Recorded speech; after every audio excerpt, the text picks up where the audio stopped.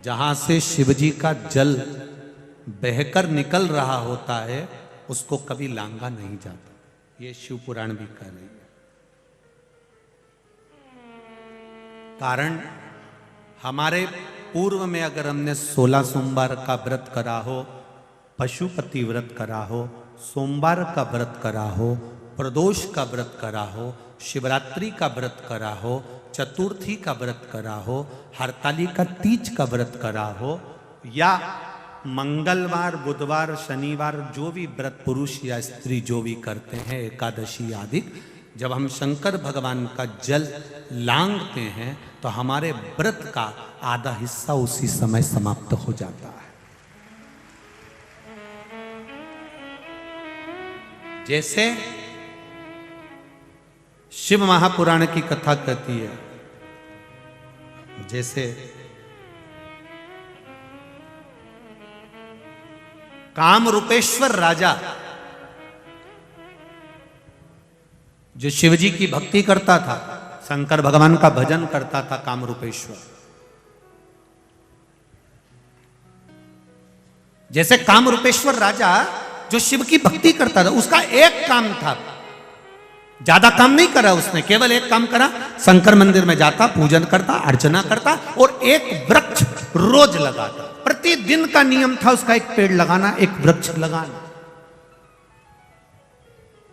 अब वृक्ष लगाने में उसकी इतनी पुण्याई क्या हो गई कि 33 कोटि देवी देवता उससे मिलने के लिए आते थे। कारण क्या था?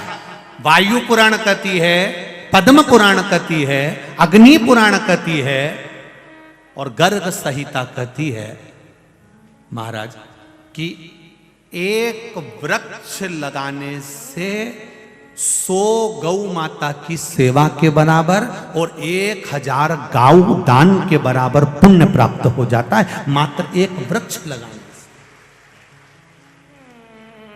अगर आपने जिंदगी में एक पेड़ लगाया, एक वृक्ष लगाया, उसको पाल पोस के बड़ा करा, बड़ा कर वो पेड़ अगर बड़ा हो गया, वो वृक्ष बहुत बड़ा हो गया, कहीं आपने लगाया और वो वृक्ष बड़ा हो गया। अगर आपने एक वृक्ष लगाया है तो समझ लेना तुमने 1000 गौ का दान दे दिया, 1000 गौ का दान दे दिया। और 100 अगर वृक्ष को तुम बड़ा कर रहे हो, पानी डाल रहे हो, खाद डाल रहे हो, उस वृक्ष को बड़ा कर रहे हो, तो समझ लेना 100 गाय माता को पालने के बराबर पुण्य मिलता है एक वृक्ष को बड़ा करने में। 100 गौ माता को पालने के बराबर पुण्य।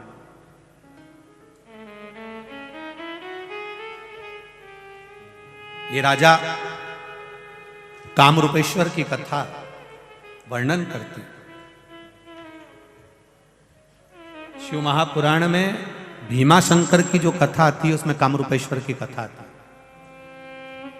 यहां वृक्ष भी हमको गौ माता के दान का पुण्य देते हैं, वृक्ष भी।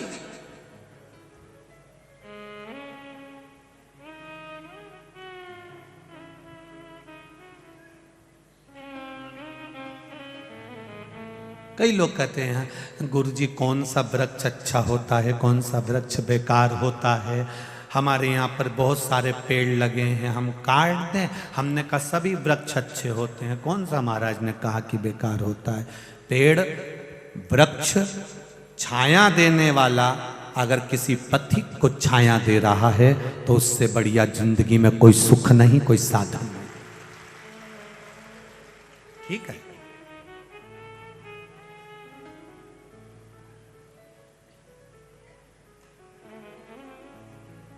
महाराज पांडव गए, नीचे से महादेव नहीं निकले। ध्यान रखिएगा जरा, शिव मंदिर में एक बात का स्मरण आपके भीतर रहना चाहिए कि जहां शंकर जी का जो जल बह रहा हो उसको लांघना नहीं है। हाँ, एक काम जरूर करना, जो जल बह रहा है उस पर हाथ का स्पर्श कर कर अपनी आंखों से जरूर लगा लेना। अभी तो खैर प्रसाद शिव महापुराण की कथा यहाँ नहीं चल रही है, यहाँ तो 12 ज्योतिर्लिंग चल रही है।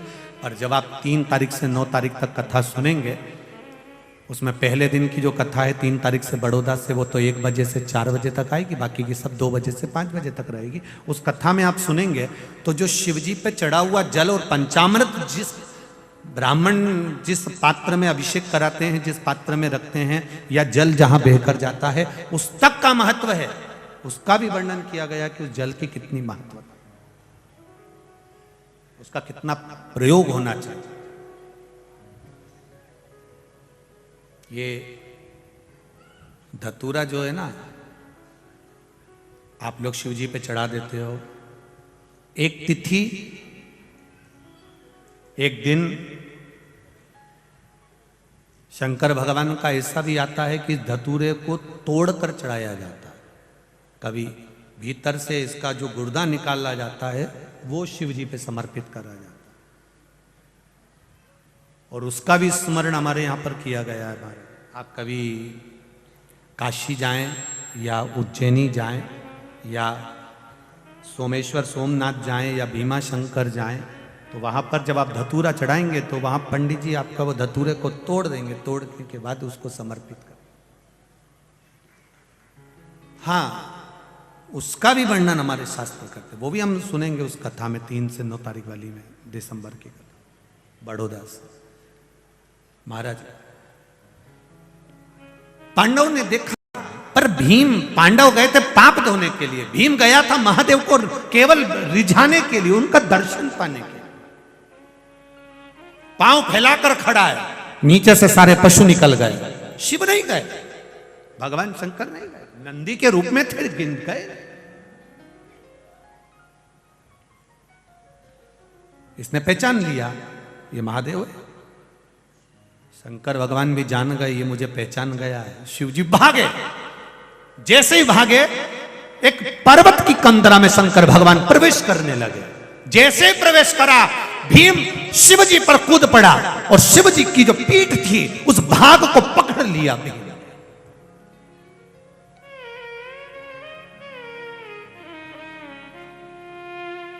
अब आधा भाग तो उस गुफा में, उस कंदरा में चले गया पर्वत की, आधा भाग शिव का, जैसे एक नंदी के पीठ पर एक अग्रभाग बना होता है, उस भाग को, नंदी के भाग को वो भीम ने पकड़ लिया। पकड़ते से भीम बस शिव को पकड़ता है, उस नंदी के अग्रभाग को पकड़ता है और पकड़कर चिल्ला पड़ा, मेरे महादेव एक बार तो दीदार दे जाओ, एक बार तो दर्शन दे जाओ। शिव प्रकट हो, शिवाला। शंकर भगवान उसी अग्रभाग से, जो नंदी का अग्रभाग है, उससे प्रकट होकर कहते हैं, भीम तूने मुझे पहचान लिया पर तेरे भाई मुझे नहीं पहचान पाए, पर प्रभु आप उनको भी दर्शन दीजिए, एक बार कृपा तो कर दीजिए। जो शिव महापुराण की कथा सुनने वाले होते हैं, जब अपने पड़ोस में भी अगर कोई दिक्कत आती है तो वो एक बार तो कह ही देते हैं, मैंने सुना है तो रुद्राक्ष का जल दे दे, मैंने सुना है तू एक लोटा पानी चढ़ाया, मैंने सुना है एक पशुपति व्रत कर ले। ये अपने पास वालों को भी समझा देती हैं, अपने रिश्तेदारों को भी कह देती हैं, फोन पर बात करते करते देती हैं कि कथा आ रही है, कथा सुनो, तकलीफ है कथा का स्मरण करो, रसतत्व ग्रहण करिए, आनंद लीजिए उस कथा का। एक पत्र आया,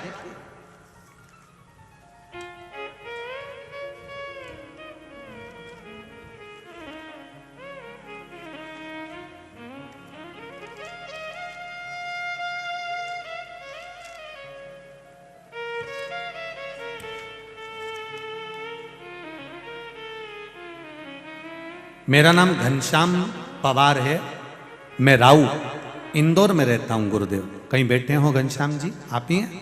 श्री शिवाय नमस्तुभ्यम, दोनों हाथ हिलाते एक बार, श्री शिवाय नमस्तुभ्यम। मेरा नाम घनश्याम पवार है, मैं राऊ इंदौर में रहता हूँ।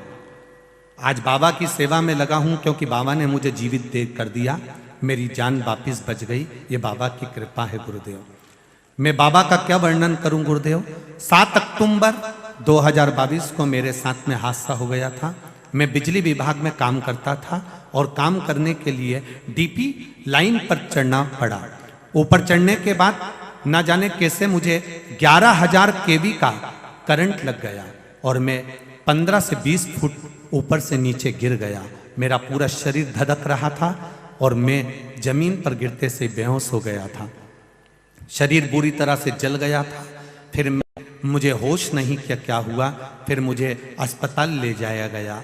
हॉस्पिटल में, एक हॉस्पिटल में झेला नहीं गया, दूसरे हॉस्पिटल में भेज दिया गया। मुझे दूसरे अस्पताल में भेजा गया और एम्बुलेंस से मुझे हॉस्पिटल ले जा रहे थे गुरुदेव, पर मुझे होश नहीं। मेरे परिवार वाले बताते हैं भगवान शिव का स्मरण करते करते लेकर गए। तब एक हॉस्पिटल में दोस्त ने फोन किया, उस हॉस्पिटल में मेरा इलाज चालू हुआ। डॉक्टर ने कह दिया था कि शरीर इतनी जल्दी ठीक नहीं हो सकता, करंट का शरीर है, जान बड़ी मुश्किल से बची है, पूरा जल चुका है, 8 महीने लगभग इसको ठीक होने में लगेंगे। फोटो भी लगाया है उस समय का, जिस समय वो गिरे थे और बेहोश थे। गुरुदेव, फिर मेरे घर के लोगों ने कुंदकेश्वर महादेव का नाम लेकर मेरी दादी ने 1 लोटा जल चढ़ाना प्रारंभ कर दिया। फिर मुझे वो शिव जी का चढ़ा हुआ जल रोज बेलपत्री के साथ में मुझे लाकर दे देती थी और मैंने खाना प्रारंभ करा।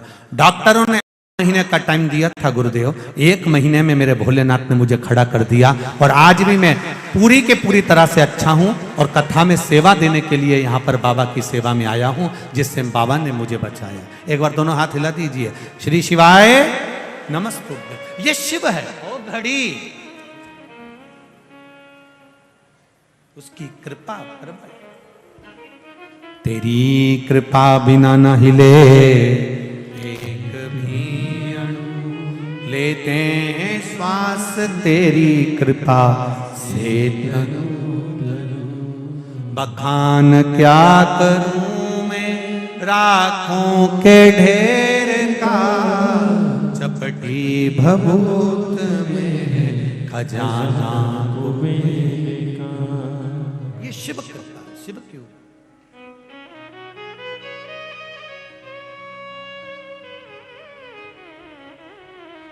उसकी कृपा बिना कुछ नहीं हो सकता। शिव की कथा कर अपनी जगह बैठकर भगवान शिव से अपने हृदय की बात, अपने दिल की बात बाबा देवाधिदेव महादेव से कहिए, भाव से कहो, दिल से कहो। श्री शिवाय नमस्तुभ्यं। श्री शिवाय नमस्तुभ्यं। श्री शिवाय नमस्तुभ्यं। श्री शिवाय नमस्तुभ्यं। श्री शिवाय नमस्तुभ्यं। भोला सब दुख काटो मारा, ओ भोला सब दुख काटो मारा। शिव शंकर जपूं तेरी माला, भोले बाबा जपूं तेरी माला।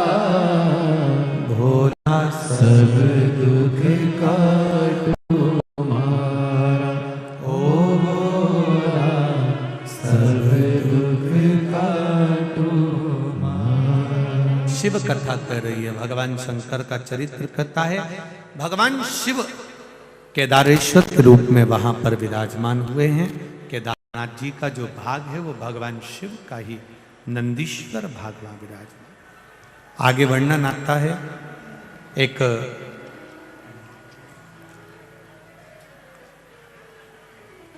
धर्म और मूर्ति के 2 बेटे हुए। एक का नाम है नर, दूसरे का नाम है नारायण। धर्म और मूर्ति के 2 पुत्र हैं, नर नारायण। और जब ये नर नारायण दोनों बच्चे जन्म लेते हैं, उस समय से इन्होंने भगवान शिव की अविरल भक्ति को धारण किया, शिव भक्ति में डूबे। जब भगवान शंकर की अविरल भक्ति में धर्म और मूर्ति के दोनों पुत्र नर नारायण जब शिव भक्ति में डूबते हैं, भगवान शंकर की भक्ति में डूबते हैं, तब दोनों अलग अलग शिवलिंग का निर्माण करना, पूजन करना, आराधना करना। एक बार राजा धर्म ने आकर अपनी धर्म पत्नी मूर्ति के साथ में आकर पूछ लिया। राजा धर्म ने आकर अपनी धर्म पत्नी मूर्ति के साथ में आई और आकर पूछा, बेटा ये तुम आप क्या कर रहे हो? ये मिट्टी का शिवलिंग बनाना, पार्थिव शिवलिंग का निर्माण करना और शिवलिंग का निर्माण कर कर उसका पूजन करना, ये क्या कर रहे? देखिए 12 ज्योतिर्लिंग में जो ये केदारनाथ जी की कथा का जो वृत्तांत वर्णन है, ये बड़ा सुंदर है। और आज कथा का 6ठा दिवस है, कल कथा का 7वां दिवस रहेगा। कल कथा यहां पर विराम हो जाएगी, पर कल की जो कथा का समय है वो 2 बजे से 5 बजे तक नहीं, इंदौर में कथा सुनने का जो समय है वो सुबह 9 बजे से 12 बजे तक रहेगा। कितनी बजे है? सुबह 9 से 12 बजे तक। टीवी पर जो कथा आने का समय है वो दोपहर में 2 बजे से 5 बजे तक ही आया। निवेदन रहेगा, जो लोग कथा से वंचित रह गए हैं वो अवश्य श्रवण करें और अपने जीवन को सार्थक। शिव कथा कर, भगवान शंकर का चरित्र कर, नर और नारायण ने भगवान शंकर की आराधना करना प्रारंभ करा। धर्म और मूर्ति ने आकर उनसे पूछा, धर्म और मूर्ति दोनों आई, क्या कर रही हो? ये मां, हमें शिव जी की आराधना करना है, हमें शंकर भगवान को प्राप्त करना है, शिव जी को प्राप्त करना है। हाँ, दोनों तप साधना में डूब गए। इतना तप बल इनका हो गया कि इन्होंने भोजन करना छोड़ दिया। केवल नासिका के एक छिद्र से श्वास लेना और दूसरे छिद्र से छोड़ना, अब इन्होंने ये भी छोड़ दिया। केवल नासिका के एक छिद्र से श्वास लेते हैं, उसी से छोड़ते। एक बात आप लोगों से कहना चाहेंगे, ध्यान लगाकर सुनिएगा। शिव जी को रिझाने के लिए लोग बहुत जितना प्रयास कर सकते हैं सब करते हैं, पर शिव महापुराण की कथा कहती है आपका जितना सरल स्वभाव हो, जितने सरल बन सकते हो उतने बन जाओ। शिव जी को रिझाने के लिए जितना सरल स्वभाव होगा, भोले को पाने के लिए भोला बनना पड़ेगा तो भोलेनाथ खुद ही प्राप्त हो जाए। सरल बन जाए।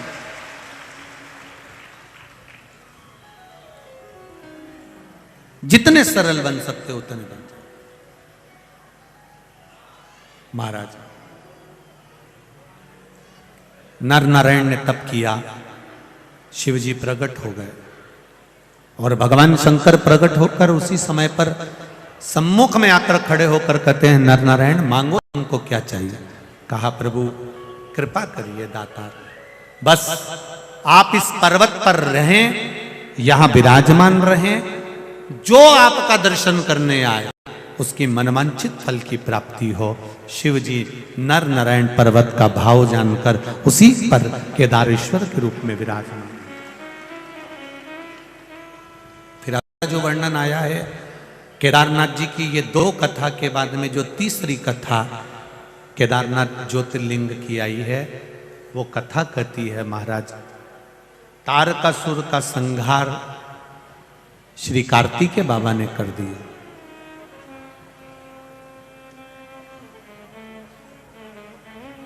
तारकासुर मर गए।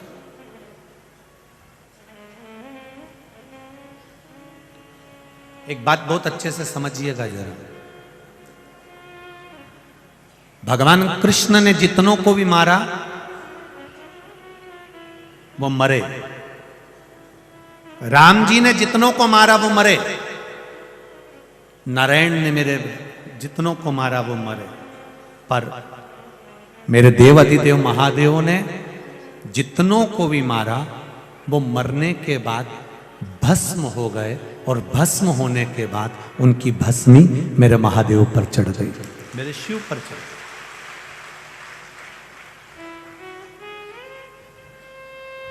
आप पूरी शिव पुराण को उठाकर देखिएगा, सब जगह पर लिखा है तारकासुर भस्म हो गए, गजासुर भस्म हो गए,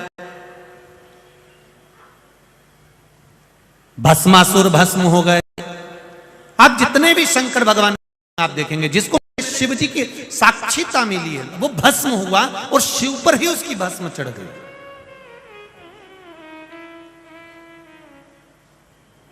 भगवान देवाधिदेव महादेव पर ही उसकी भस्म समर्पित हुई।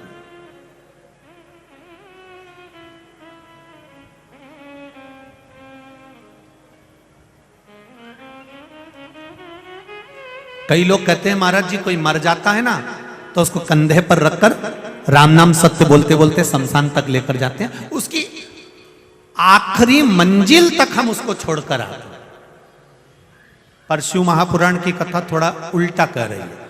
शिव महापुराण की कथा कहती है आप मुर्दे को मंजिल तक नहीं छोड़ रहे हो, मुर्दा आपको मंजिल बता रहा है कि यहां आना है।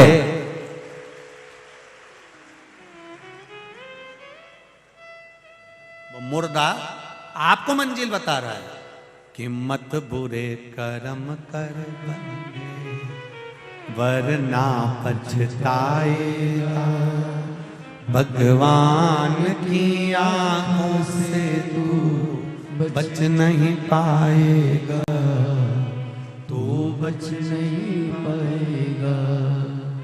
अरे ओ अज्ञानी मत करना दानी, तेरे कर्म का फल भी तू ही पाएगा, जैसा किया तूने तेरे आगे आएगा। मत बुरे कर्म कर बंदे, मत बुरे कर्म कर बंदे वरना पछताएगा, भगवान की आंखों से तू बच नहीं पाएगा, तू बच नहीं पाएगा। शिव कथा कह रही है मुर्दे को तुम मंजिल तक नहीं पहुंचा रहे हो, मुर्दा तुम्हें आखिरी मंजिल दिखा रहा है कि यहां मैं आया हूं, एक दिन तुमको भी आना है।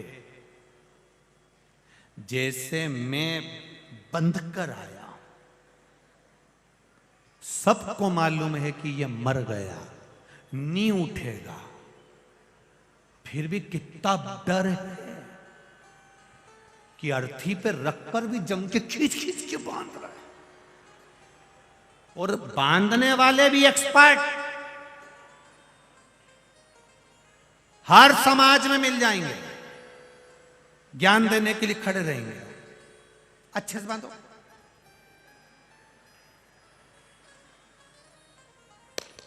उधर से खींचो, उधर से,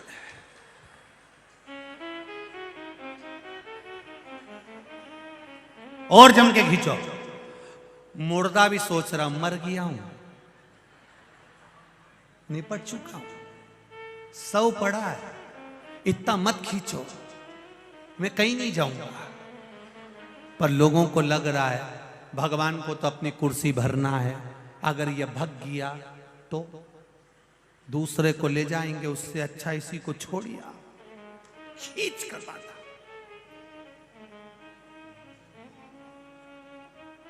ले गए राम नाम, अरे बोलो तो सत्य, जिंदा रहे हो तब तक बोल लो, मरने के बाद दूसरे बोलेंगे, अपन तो सो रहे हैं, कौन बोलेगा? ले गए। आगे वाले चिल्ला रहे हैं राम नाम सत्य है, पीछे वाले बात करते जा रहे हैं। सीताफल बहुत बड़े बड़े आ रहे हैं,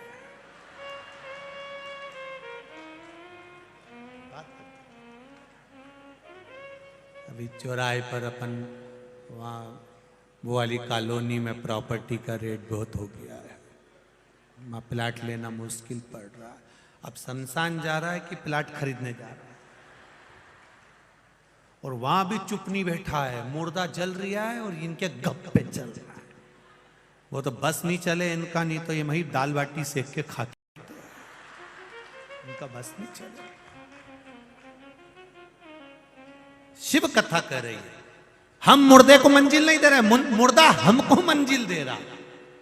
कथा कर रही है शिव महापुराण। तारकासुर मर गया, तारकासुर के 3 बेटे, तारकाक्ष, विदुमाली, कमलाक्ष की, तीनों ने भगवान शिव का ब्रह्मा जी से वर मांगा, हम मरे ना। ब्रह्मा जी ने कहा मरना तो पड़ेगा, तो फिर वर दे दो हमको। क्या वर दिया जाए? वर दिया, हम मरे तो तीनों एक साथ मरे, तीनों को वर दे दिया। तीनों ने उपद्रव चालू करा, तीनों ने विचार कर लिया कि एक जगह पे इकट्ठे कभी मत होना, एक जगह पे इकट्ठे मत हो कभी भी। कितनी बड़ी बात शिव महापुराण की कहती है, ये सीख देती है कि एक साथ इकट्ठे होकर घर के सभी व्यक्ति, घर के सारे पुरुष एक साथ कहीं पर भी ना जाएं, घर में कम से कम एक व्यक्ति को तो छोड़कर जाइए।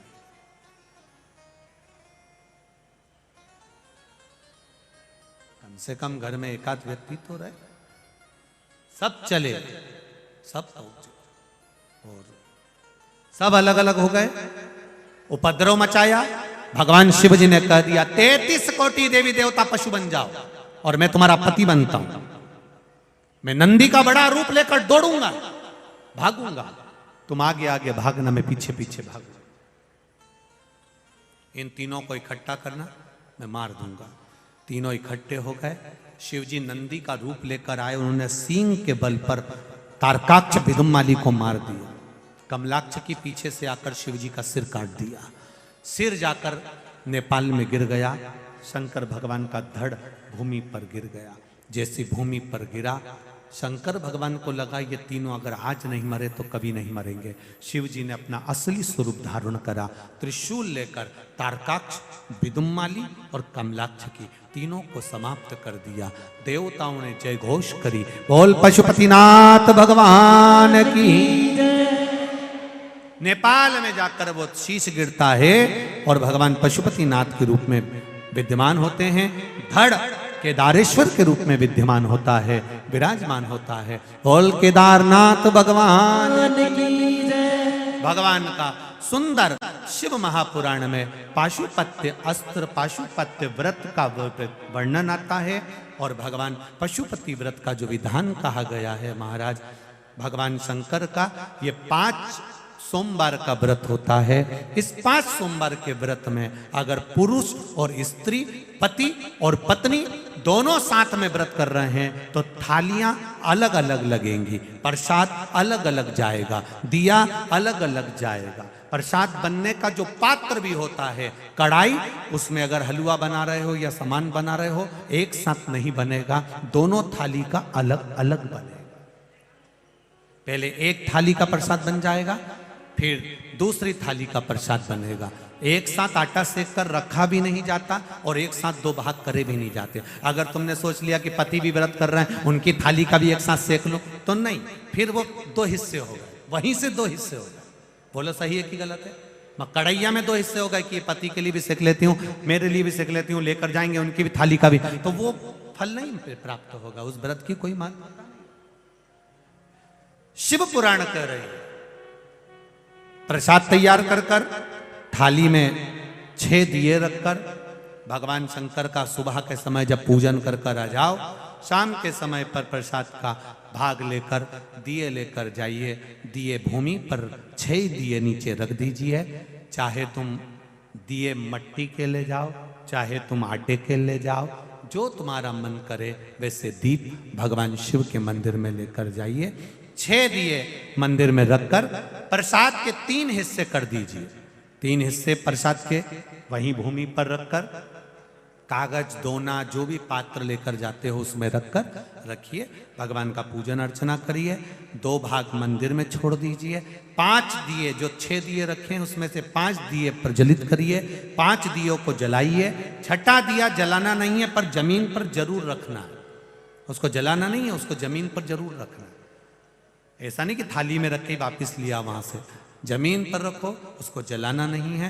5 दिए प्रज्वलित कर कर पूजन कर कर देव अधिदेव महादेव से प्रार्थना कर कर, बाबा आज मैंने पशुपति व्रत लिया है, आप कृपा करना, ये मेरा पहला व्रत है बाबा, उसको स्वीकार करना। बाबा से विनती करना, विनती कर कर बाबा से 1 दिया और प्रसाद का 1 हिस्सा उठाकर वापिस रख लो। जिस दिए को जलाया नहीं है वो दिया थाली में लेकर, प्रसाद का हिस्सा लेकर वापिस घर की ओर चल दो। घर में प्रवेश करते समय देहली के अंदर नहीं, देहली के बाहर, दरवाजे से बाहर सीधे हाथ की ओर बैठकर आराम से वो 6ठे नंबर का दिया प्रज्वलित कर दीजिए, जला दीजिए। घर का अपना मुख घर की ओर होना चाहिए, जहां बैठोगे सीधे हाथ पर अपना द्वार की ओर मुख कर कर सीधे हाथ पर दिया लगा दीजिए, जला दीजिए। बाबा से विनती करते हुए घर में प्रवेश कर लो। जो 1 हिस्सा प्रसाद का लेकर आए हो, जब भोजन ग्रहण करो उससे पहले वो प्रसाद का हिस्सा पा लीजिए। उस प्रसाद में से किसी को भी प्रसाद नहीं देना है, उसको स्वयं को पाना। ऐसे 5 व्रत पूर्ण करिए। 5 व्रत के बीच में अगर चतुर्थी आ जाए, तीज आ जाए, एकादशी आ जाए और आप अगर व्रत करते हो तो पहले अपना व्रत कर लो, ये पशुपति व्रत उस दिन छोड़ दो, अगले में कर लेना।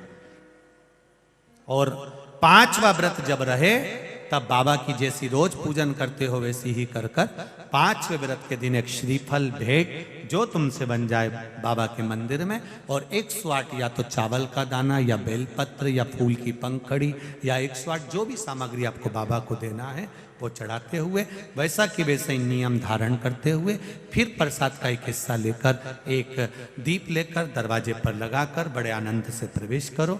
मेरा पशुपतिनाथ बाबा आपके मन की मनोरथ पूर्ण करे, ये भाव जागृत रहे।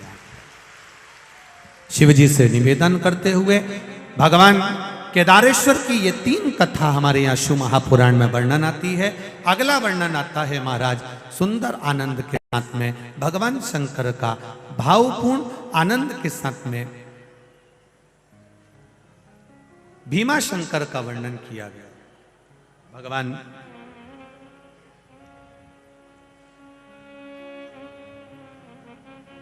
भीमा शंकर के रूप में भगवान शिव विराजित हुए, उसका वर्णन आता है। कुंभकर्ण की 3 धर्म पत्नियां थीं।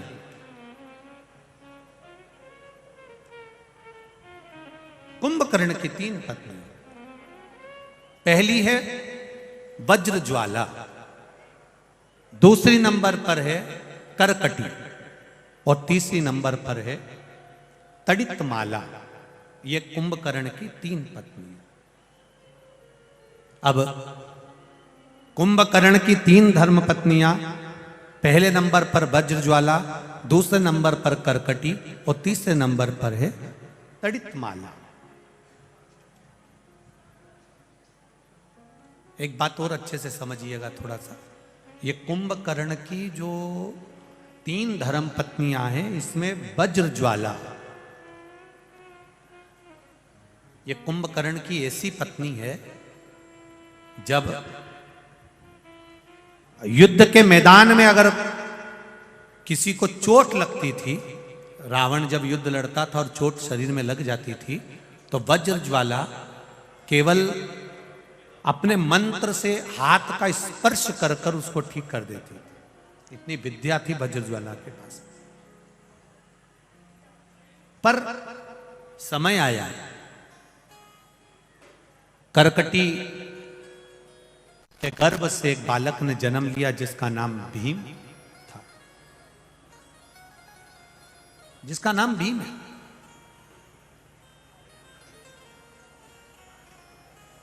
पति मर चुका है, कुंभकर्ण मर गया, गर्भ में बच्चा था। अब विधवा होने के बाद, बेधव्य होने के बाद में बच्चे को जन्म दिया।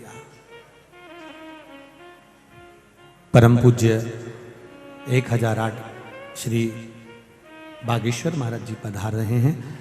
जोरदार ताली बजाकर स्वागत परम पूज्य गुरुदेव का। सिंहासन लगा, एक बार जोरदार ताली बजाकर स्वागत करिए। सिंहासन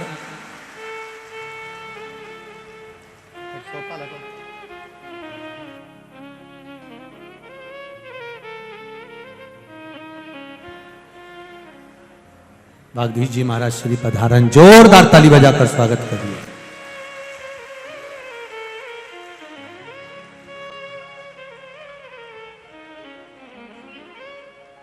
एव श्री वल्लभ प्रभु नो नाम हमने प्राण त्यारो छे।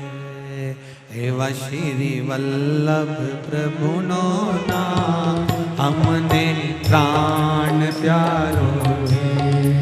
एव श्री वल्लभ प्रभु नो नाम हमने प्राण त्यारो जी।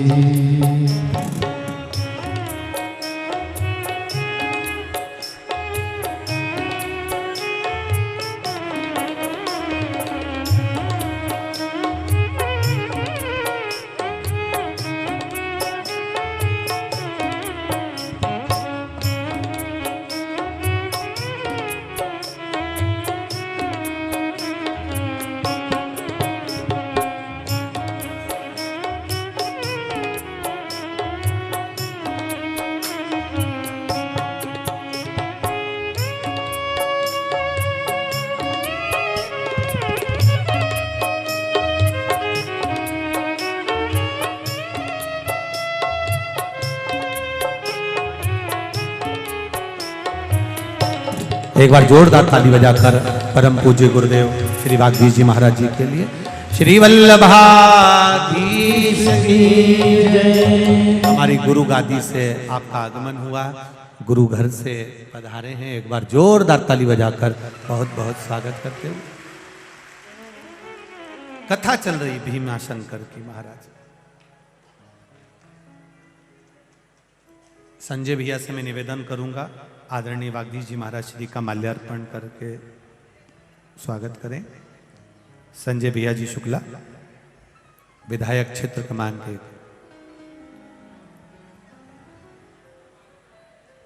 श्री वल्लभाधीश की जय। श्री गोसाई जी परम दयाल की जय। श्याम सुंदर श्री अमने महारानी की जय। महाराज भीमाशंकर का वर्णन करते हुए कहा,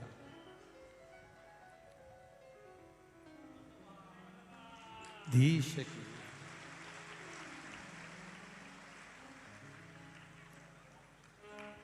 करकटी पति गया, करकटी के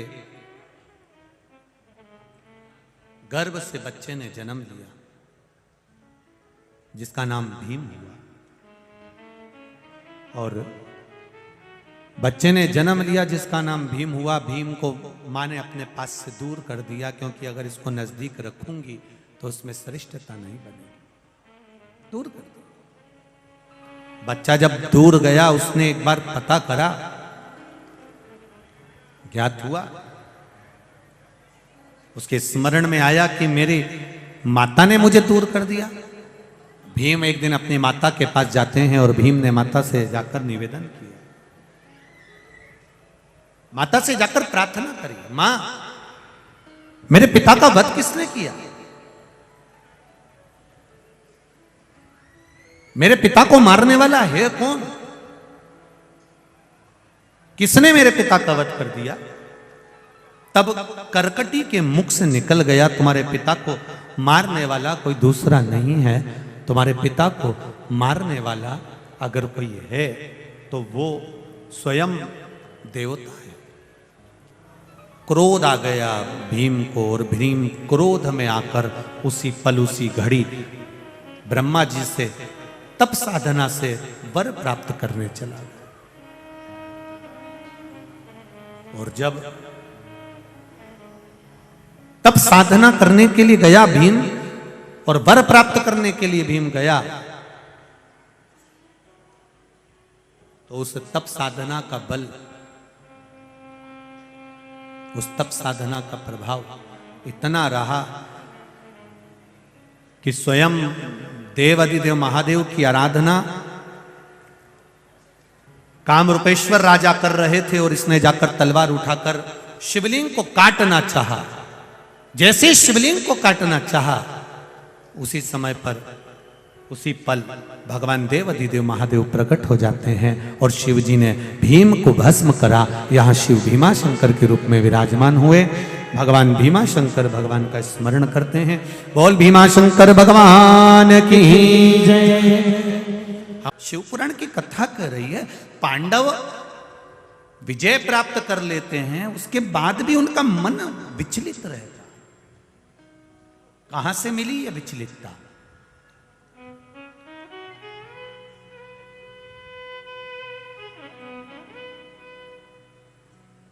पांडव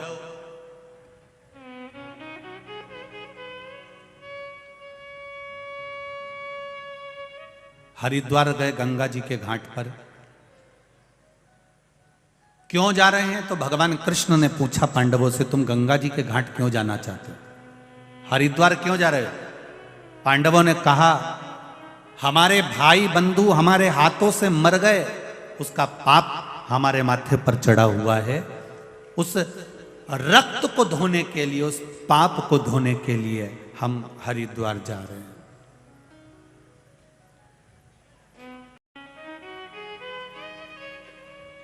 उस पाप को धोने के लिए हम हरिद्वार की भूमि पर जा रहे हैं। हरिद्वार में पहुंच गए पांडव, घाट पर खड़े हो गए पांडव। गंगा मैया में बस गोता लगाने ही वाले थे, इतनी देर में गंगा मैया हाथ जोड़ के खड़ी हो गई, मुझ में तुम अपना चरण भी मत रखना।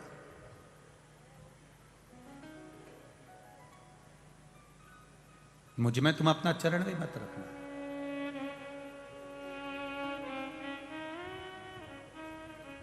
पांव मत रखिए मेरे से जल। पूछा क्यों? इसलिए कहा, अपने भाई बंधु का रक्त बहाकर अगर तुम सोचो कि मेरा जल तुम्हें इस पाप से मुक्त कर देगा, तो मैं नहीं कर सकती। गंगा कहती है, ये मेरी सामर्थ्यता नहीं है।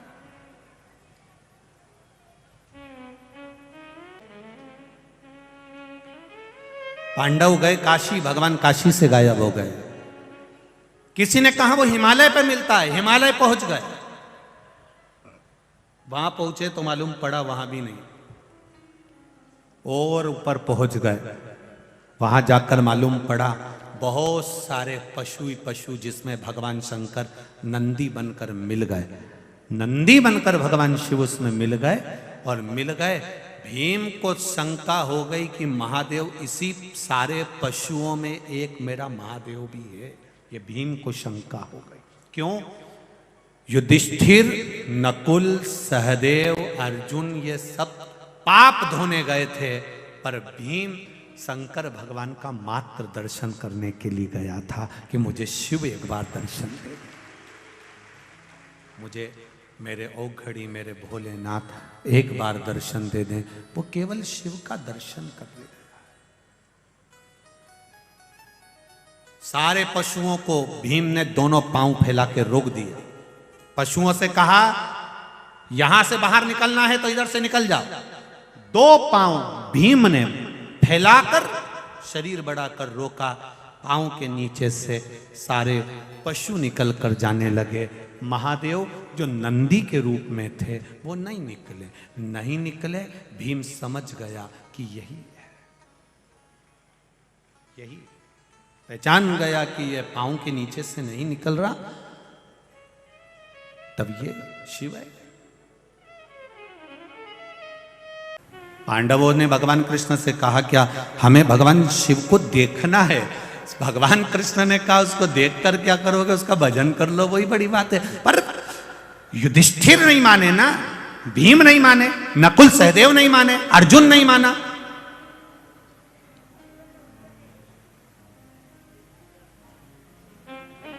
भक्ति का बल तो बढ़ाओ। जिस दिन भक्ति का बल बढ़ जाएगा उस दिन परमात्मा तुम्हारे सामने आ जाएगा।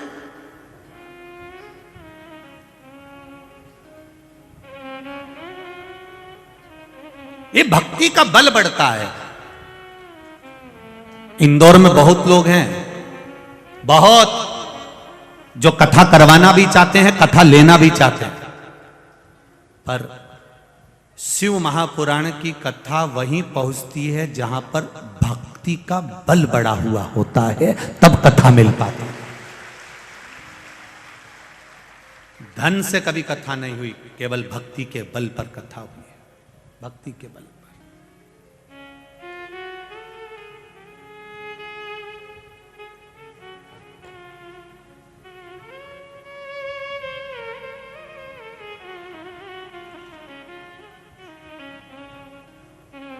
कोई आदरणीय संजय जी शुक्ला जी को मैं धन्यवाद दूंगा, उनकी मित्र मंडली को। किसी से कोई डोनेशन नहीं लेना, किसी से कोई दान नहीं लेना, किसी से कुछ ना प्राप्त कर कर भी उनकी मित्र मंडली ने जो ये कथा रखी है वो वास्तव में भगवान शिव की कृपा से।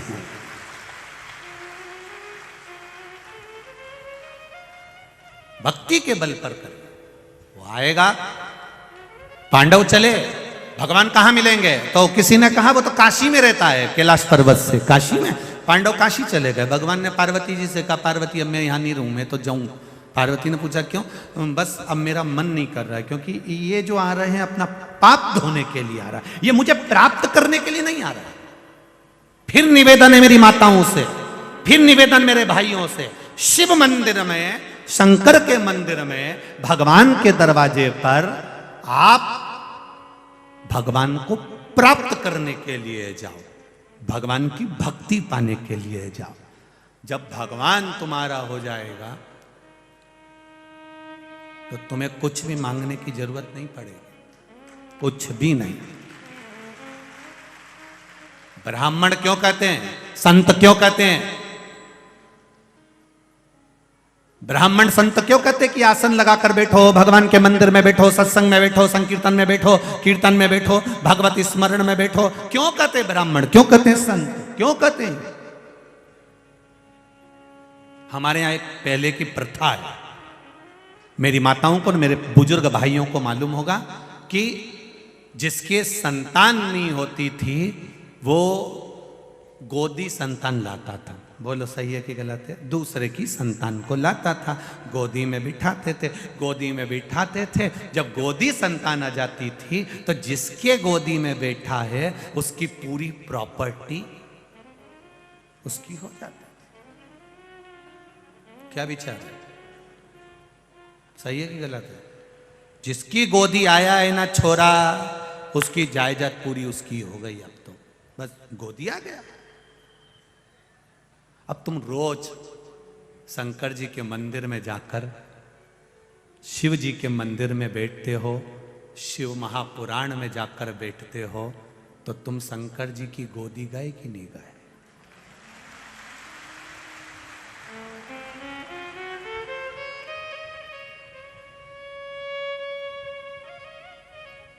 अब एक बार हमने कहीं कथा कह दी ये वाली, तो किसी ने कह दिया गुरु जी फिर शंकर जी की जितनी प्रॉपर्टी वो हमारी।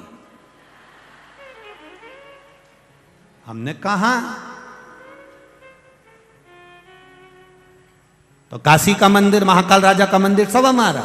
हमने कहा पर सांप बिच्छू भी तुम्हारा। कि गुरु जी रहने दो, फिर तो नीचे है। हमने पूछा क्यों? अभी 3 दिन पहले हमारे घर में बाहर आ गया था दादा, 14 दिन नींद नहीं आई, रात को सो रिया था और सोते ही जगदम्बा का बाल, चोटी जो उधर दिखी, मैंने बाजू में से गमला उठा के दोस्त दिया। उसने थाने में रिपोर्ट कर दी कि मुझे आधी रात को पीटा, मेरा खून निकल, मैं सांप समझा था। अब आप बताओ, तो हमने कहा नहीं, जब प्रॉपर्टी उनकी तो सांप बिच्छू भी तुम्हारा के नीचे है, बिल्कुल नीचे है, हमें नीचे।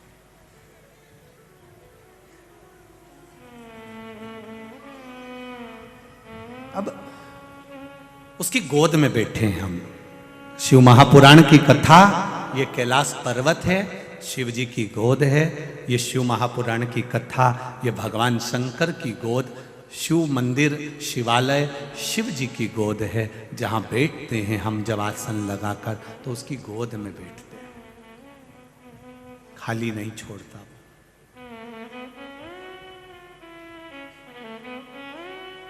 पांडव गए काशी में तो भगवान नहीं मिले। तुम पाप धोने जा रहे हो, महादेव को प्राप्त करने के लिए नहीं। अगर तुम महादेव को प्राप्त करने के लिए जाते तो महादेव मिलते, शिवजी मिलते, ये निश्चित है। आप भगवान के पास जाओ तो भगवान को प्राप्त करने के लिए जाओ। जिससे सुख शांति मिला करती, वह ज्ञान न जाने भगवान मेरे इस जीवन का कल्याण न जाने। महाराज, हम उसको प्राप्त करने के लिए जाएं, उससे कहने जाएं कि बाबा हम तेरे हैं, तू मेरा है। और जिस दिन हम उसे प्राप्त करने जाएंगे वो मिलेगा जरूर। अभी तक पांडव शिव जी को प्राप्त करने नहीं जा रहा है, अपना पाप धोने के लिए जा रहा है।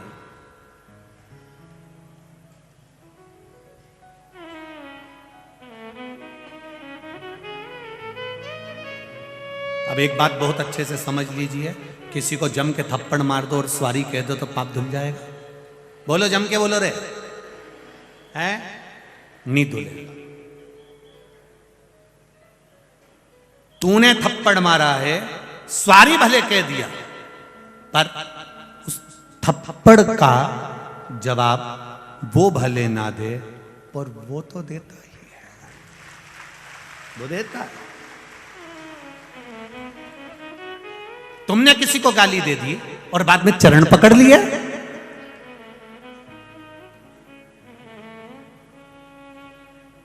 दे तो दी।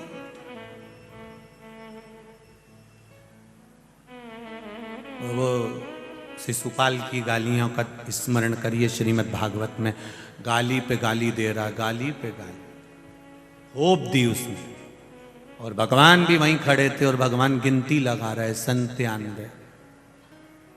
फिर बोला उसने, ये तो गवार है, भगवान के 98। फिर उसने गाली दी, भगवान बोले 99।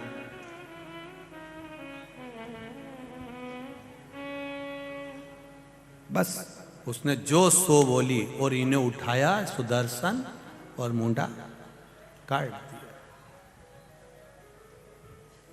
कभी कभी मुंडा जब गड़बड़ हो जाता है, ये जो किसान लोग रहते हैं ना, खेती करने वाले, और जो सवेरे सवेरे नल से पानी भरने वाले होते हैं, इनको मालूम होता है प्लास्टिक का जो नल होता है ना, कभी कभी वहाँ से खराब हो जाता है, कि इनमें लगाओ नहीं पाइप के तो लगे ही नहीं, बापड़ा है तो फिर के तपाया जाता है, गरम करके फिर उसको लगा तो भी नहीं लगे, फिर क्या करे वो, उधर से उसको काट दे, काटने के बाद दूसरा मुंडा तैयार, फिर लगाएगा, फिर लग जाएगा। तो कहा ये जिंदगी में याद रखना कि ये भगवान ने जो मुंडा दिया है नहीं, ये सही रखना तो कनेक्शन भी सही रहेगा, और नी तो एक आध बार उसने सोच लिया ना कि ये मुंडा गड़बड़ हो गया है, इसको बदलना है, फिर वो तपा के भी देखेगा, फिर वो बहुत तपाता है। फिर मुंबई जाना पड़ता है, पुणे जाना पड़ता है, खूब सारी थेरेपी होती है, फिर बहुत सारी गरम गरम हीट लगती है, क्योंकि मुंडा पकाए कि ये सही पक जाए, तो भी नहीं पके तो ये काट दो दूसरा। बहुत सावधानी रखना पड़ेगी संसार में आकर। ये जितने लोग अपने जीवन को खराब कर रहे हैं ना, ये खूब लगाए, चिलम लगाओ ने, ये पी लो ने, हुक्का पी लो ने, मदिरा पी लो ने, ये पी लो, ये तुम अपनी जिंदगी खराब करने के, तुम जरा विचार करो जिस दिन तावे आ गया ना कि मुंडा गड़बड़ हो गया, उस दिन बदल देगा 2 मिनट में। फिर यहां वाला भी नहीं झेलेगा, मुंबई भेजना पड़ेगा। ये पाइप बेकार हो गया, किसी काम का नहीं। थोड़ा समझो। और जिस दिन तुम समझ गए कि नहीं साहब ये गलत है, ये व्यसन है, ये गलत चीज है, अपन नहीं पाए, अपन नहीं खाए, बेकार, क्या काम का ये।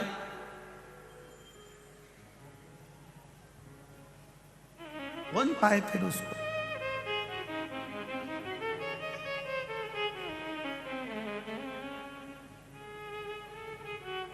अभी वर्मा जी को मालूम होगा, हम कौन से दिन गए थे, यहाँ से बाहर गए थे, वहाँ चौराहे तक, वहाँ कोई कार्य था। तो हमने क्या देखा कि वहाँ वो विजयनगर चौराहे से इधर पे आते हैं, तो उधर वो साया जी होटल से और वहाँ विजयनगर चौराहे के बीच में एक मदिरा की दुकान थी। वहाँ छोरे तो कम थे, छोरियाँ ज़्यादा थी।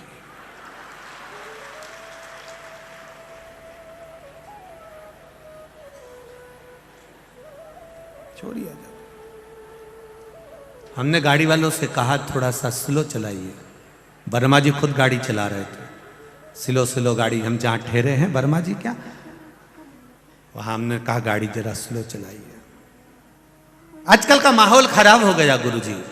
हमने उनसे कहा ये जो मदिरा की दुकान पर खड़ी है, ये मेरे इंदौर की बेटियां नहीं हो सकती, ये मेरी गारंटी। इंदौर की फिजा को, इंदौर की हवा को और इंदौर के वातावरण को ये दूसरे जगह के आकर यहां कॉलेज में एडमिशन लेकर, जिनके माँ बाप इनको भरोसा कर कर भेजते हैं, और वो कॉलेज में रहकर या कहीं कमरा किराए से लेकर, ये बेटियां हमारे इंदौर की फिजा खराब कर रही हैं। इंदौर का वातावरण इतना गंदा नहीं है। ये आज भी मां अहिल्या की भूमि है और मां अहिल्या की भूमि रहेगी, इसको कोई नकार नहीं सकता। यहां आज भी माता अहिल्या हाथ में शिवलिंग लेकर चलती है। तो यहां की बेटियां इतनी मर्यादा नहीं तोड़ सकती कि मदिरा की दुकान पर लाइन लगाकर मदिरा खरीदे। ये इंदौर की बेटियां नहीं हो सकती।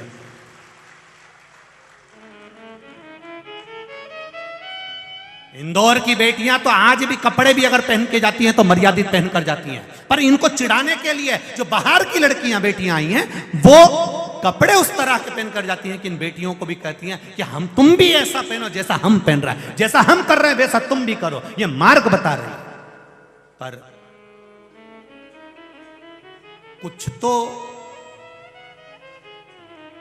कुछ तो गलती माता पिता की भी होती है, पढ़ाई के साथ में संस्कार देना भूल जाते हैं। थोड़ी सी गलती। पढ़ाओ। इस व्यासपीठ से निवेदन करूंगा बार बार आपको, आप इंजीनियर बनाओ, डॉक्टर बनाओ, कलेक्टर बनाओ, आईएएस ऑफिसर बनाओ, आपकी मर्जी पड़े, जो बनाओ बेटा और बेटी को, पर उससे पहले संस्कारित बनना जरूरी है। नहीं तो दिल्ली में जैसे श्रद्धा के 35 टुकड़े हुए, कब हो जाएंगे मालूम नहीं पड़ पाए।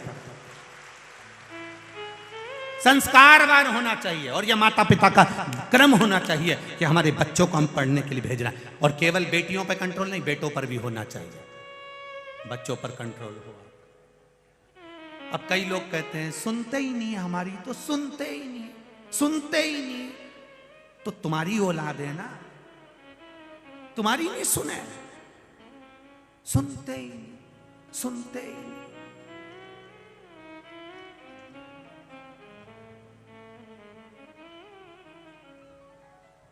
सुनते ही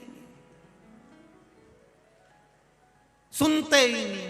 तुम्हारी सास भी कहती थी बेटा टीवी पे कथा आ रही है सियोर वाले महाराज की, बच्चा गर्भ में था, खूब कहा सास ने सुन ले। तुमने नहीं सुनी तो तुम्हारी औलाद तुम्हारी सुनेगी।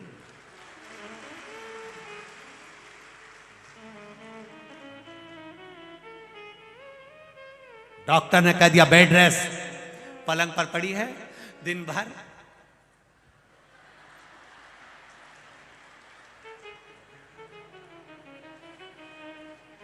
औलाद होन भी ऐसी पैदा हुई, आज की औलाद को कोई सा भी खिलौना दे दो, उससे नहीं खेले, पर मोबाइल दे दो। क्यों? गर्भ का ज्ञान मिला है प्रहलाद और ध्रुव जैसा।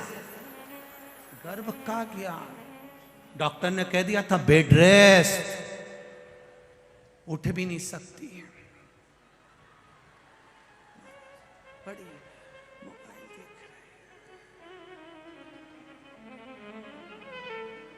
रहे। ऐसी औलाद, इतने से बच्चे, जितना तो माता पिता को मोबाइल चलाना नहीं आया उतनी इतनी सी औलादों को तुरंत।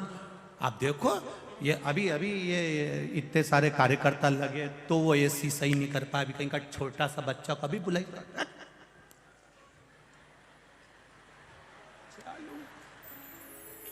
अब तुम क्यों हमारी औलाद नहीं सुने? औलाद नहीं सुने, औलाद तुम्हारी है।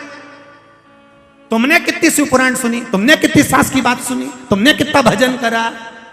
जब तुम कथा नहीं सुनी तो तुम्हारी औलाद। बोलो तो रही इंदौर वाली, सुनेगी, सुनने वाली है। अरे जान दोरी, फालतू की बात है तो फिर वीरी जी जियो। अरे वो इंदौर वाले और मेरे जी जाओ, एक बात तो है, थोड़ा सा संयम, थोड़ा सा कंट्रोल बहुत जरूरी है। हम भगवान के मंदिर में पाप धोने के लिए नहीं जाएं, हम भगवान के मंदिर में भगवान को रिझाने के लिए जाएं तो भगवान मिलता जरूर है, मिलेगा। वो कहते हैं ना, भोला थारा मंदिर में नाचन। बस हम उसके मंदिर में, हम उसको रिझाने के लिए पहुंचे, वो मिलेगा,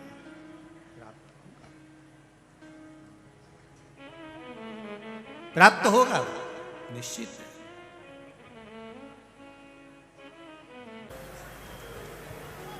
जन्म और मृत्यु के मध्य का ये समय है, जो ये मनुष्य की जो जीवनचर्या है, मानव का जो ये जीवन चल रहा है, ये जन्म और मृत्यु के बीच का क्रम है।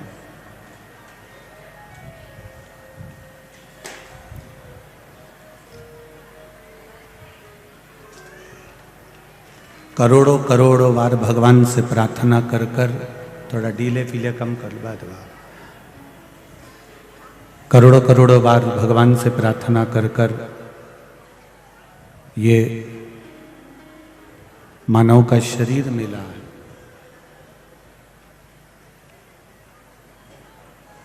और उस मानव के शरीर को भी यदि हम यूं ही गंवा दें, ऐसे ही समाप्त कर दें, तो फिर ये मनुष्य देह पाने का कोई, मानव का शरीर पाने का कोई लक्ष्य ही नहीं है।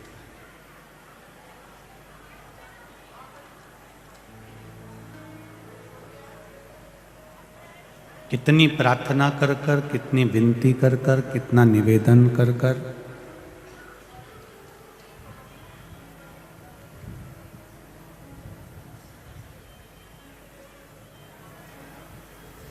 कितनी कितनी बार भगवान से निवेदन और विनती कर कर ये मनुष्य का शरीर प्राप्त होता है।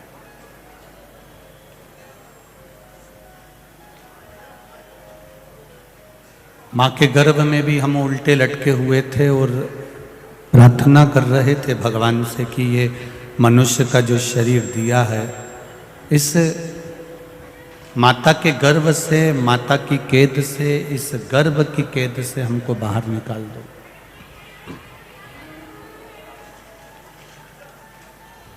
जब इस गर्भ की कैद से हम बाहर निकल जाएंगे तो ये विश्वास है कि हम तुम्हारा भजन करेंगे, हम आपकी भक्ति को धारण करेंगे और भगवत स्मरण में रमे रहेंगे।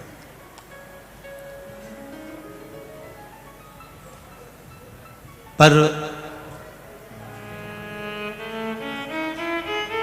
ईश्वर को भी ये मालूम है, भगवान को भी ये ज्ञात है कि इसको मनुष्य की देह दे तो दी है, मानव का शरीर प्रदान तो कर दिया है, पर ये भगवान की भक्ति में डूब जाए, ये बहुत बड़ी बात है।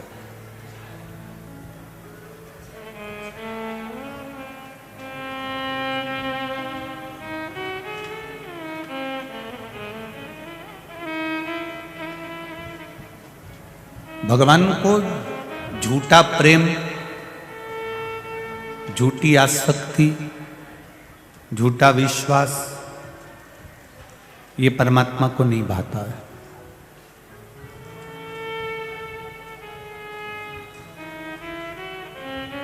आप थोड़ा सा दो, पर परमात्मा को शुद्ध दो, अच्छा दो। अच्छा देने से मतलब ये नहीं है कि आप अपनी करोड़ों की जायदाद भगवान को दे दीजिए, या बहुत महंगे वस्त्र भगवान को दे दीजिए, या बहुत अच्छा 56 भोग भगवान को दे दीजिए, या बहुत सारी अंबारियां आप परमात्मा को दे दीजिए। ये शुद्ध देना और अच्छा देना और थोड़ा देना और शुद्ध देने से मतलब है कि भगवान को छल के विहीन, कपट के विहीन, बेईमानी के विहीन, प्रपंच के विहीन, दिखावे के विहीन भगवान को देने का प्रयास करिए।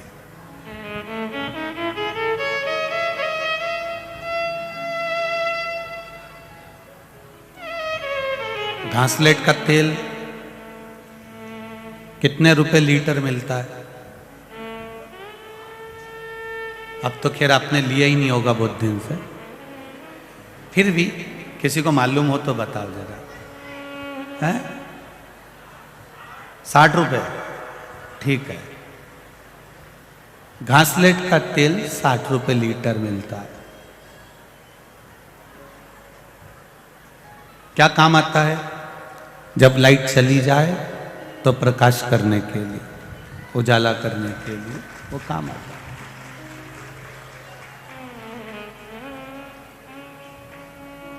देसी घी क्या रुपए किलो मिलता है?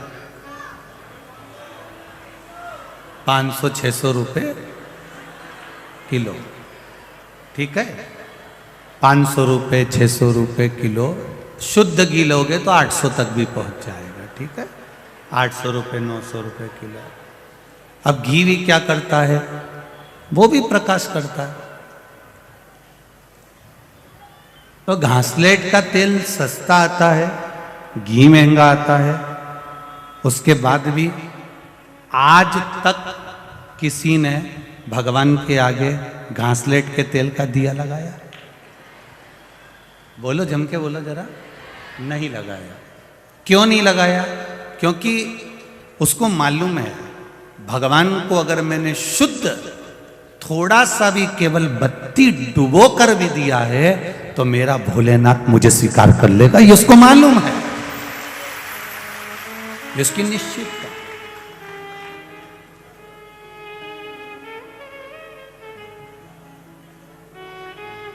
अब घासलेट का तेल 60 रुपए लीटर आ रहा है और घी 600 रुपए लीटर आ रहा है। दोनों में अंतर, दोनों प्रकाश कर रहे हैं, दोनों उजाला कर रहे हैं। बस आपने जो परमात्मा को दिया वो थोड़ा सा भी दिया तो शुद्ध दिया।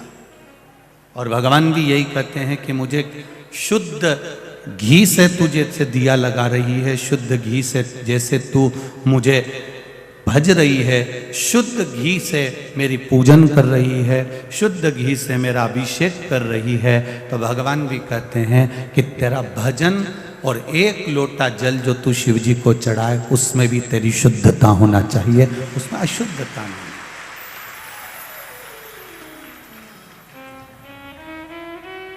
वो कभी नहीं कहेगा तुम्हारे पास में आकर के तुम मुझे बहुत दो। भगवान कभी नहीं कहेगा कि तुम मुझे बहुत संपदा दे दो, बहुत सारी दौलत दे दो। भगवान ने किसी पुराण में कभी भगवान ने ये नहीं कहा कि मुझे इतना देना।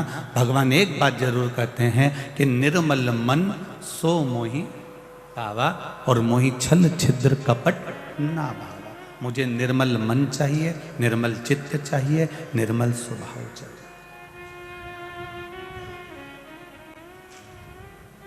कल की कथा में अपन ने श्रवण करा था, एक छोटा सा बच्चा 5 वर्ष का, 4 वर्ष का, 6 वर्ष का वो बालक श्रीकर भगवान को पुकारता है और भगवान प्रकट हो जाते हैं। ये नहीं जानता वो कि उसको क्या आता और क्या नहीं आता।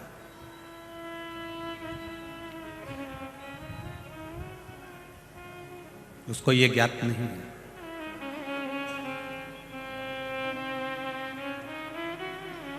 एक विश्वास, एक भरोसा, एक दृढ़ता परमात्मा के प्रति होना चाहिए।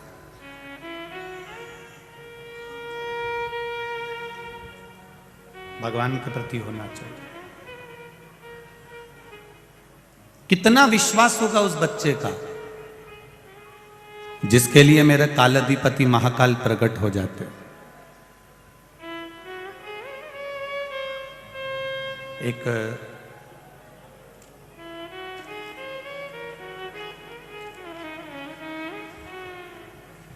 पत्र है,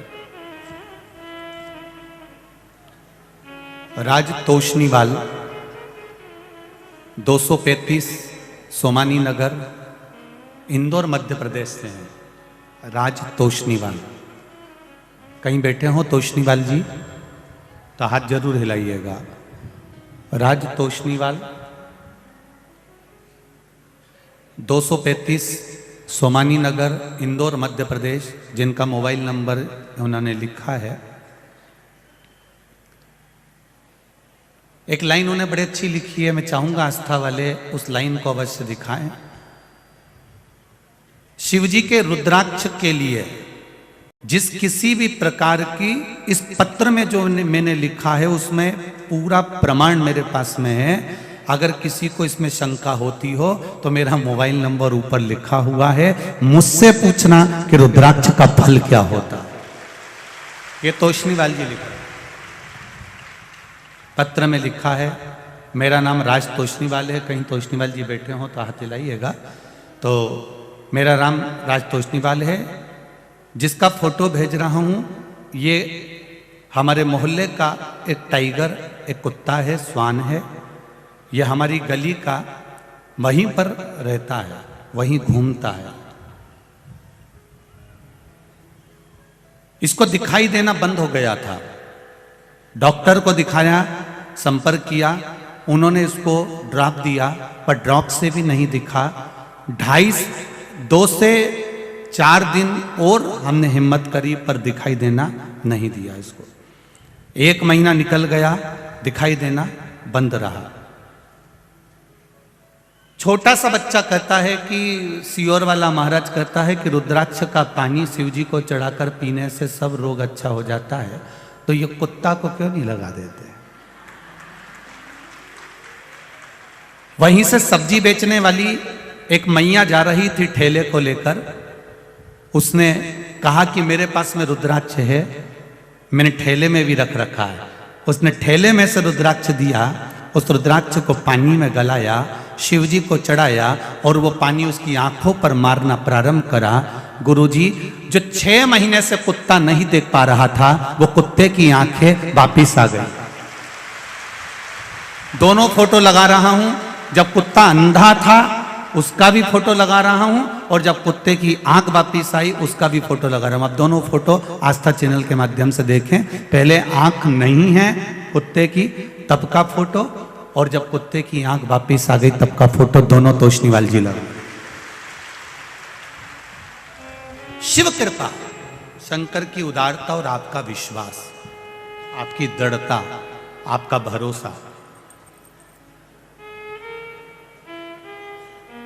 जब विश्वास दृढ़ होता है तो छोटे से बच्चे को भी रुद्राक्ष जैसे याद आता है। जब आपके भीतर विश्वास जब प्रबल हो जाएगा तो ये निश्चित है आपके जीवन में जब कभी आप विपरीत परिस्थिति में खड़े हो तब कुछ याद आए चाहे ना आए, ये विश्वास मेरा कहता है मेरा महाकाल राजा, मेरा भोलेनाथ, मेरा कुबेर भंडारी जरूर याद आए। विपरीत परिस्थिति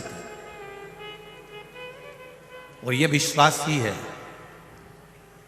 संजय भैया शुक्ला जी को क्षेत्र क्रमांक 1 के सभी श्रोता भाई बहनों को सेवादार मन जो मित्र मंडली है उनको मैं धन्यवाद देना चाहूँगा संजय भैया शुक्ला जी आपको कि ये कथा कराकर आपने इंदौर में और विश्वास प्रकट करवा दिया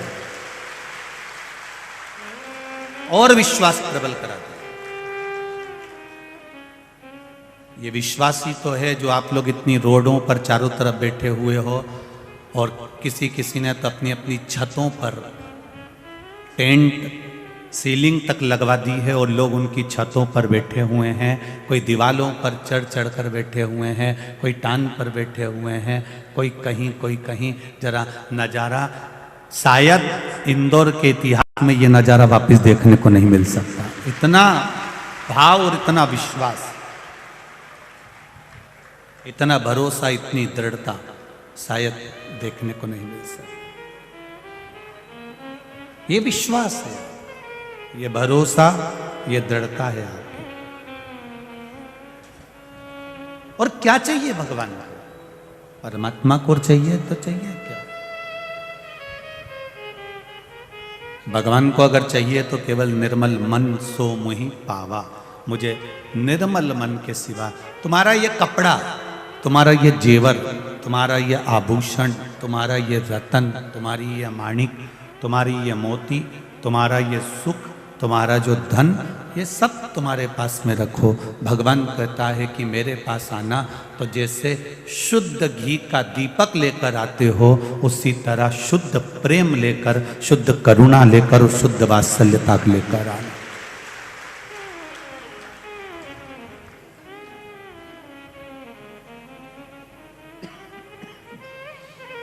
60 रुपए लीटर का घासलेट भी प्रकाश करता है और शुद्ध घी भी प्रकाश करता है, पर 60 रुपए के उस लीटर तेल से कोई दिया नहीं लगाता, शुद्ध घी से लगाता है कि भगवान को शुद्धता से पाया जा सकता है। भगवान को केवल शुद्धता से पाया।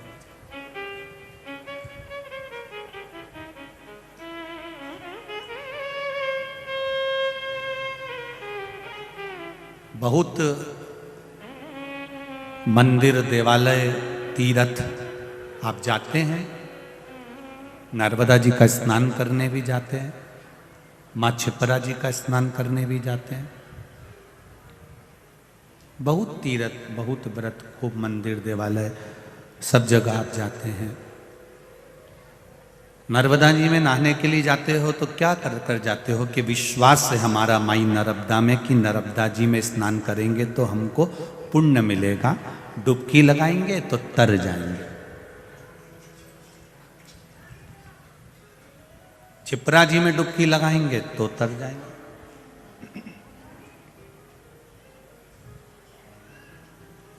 ये हमारा विश्वास है, ये हमारी दृढ़ता है, ये हमारा भरोसा है।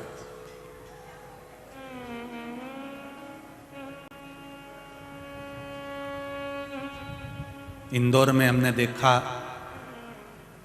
वो दुर्गेश एक फोन लगाता है और जाने के लिए उसके लिए 2 व्हीलर गाड़ी आ जाती है। आजकल कुछ ऐसा कंपनी हो गई होगी, क्या बोलते हैं उसको, है हाँ, एबीडो बेबीडो जो भी हो वो समझ लेना। एक फोन लगाया और वो 2 व्हीलर गाड़ी आके खड़ी हो गई। एक फोन लगाया तो ओला आके खड़ी हो गई। एक फोन लगाया तो एम्बुलेंस आकर जम के बोलो जरा खड़ी हो गई। कभी कभी मोबाइल में भी ऐसा लिखा हुआ आता है फेसबुक वगैरह पे कि एक कॉल करो और तुम्हारी किस्मत चमक जाएगी। देखना तुम, कभी कभी मिलता है ऐसा। वो